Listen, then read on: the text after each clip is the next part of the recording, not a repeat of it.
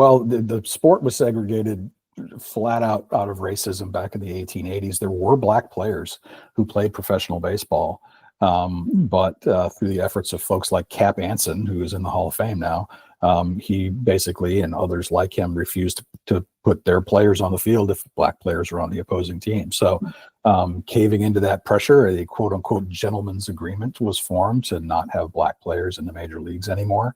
And that's the way it stayed until Jackie Robinson. But the Hall of Fame was founded in the 30s in the midst of all of that.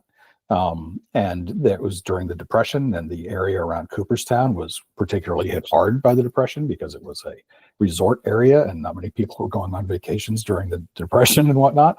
And so as they were trying to come up with something that would help the economy of the town, and they struck onto the notion of baseball because of the myth of Abner Doubleday, who was from there, supposedly inventing the sport.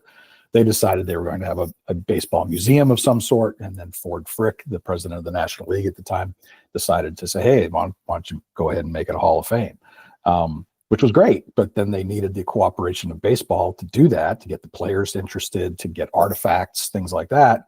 And since baseball was segregated and the Hall of Fame needed their assistance, they decided to not allow black players in either. They basically ignored the fact that black baseball had a rich history just as long as white baseball at that point.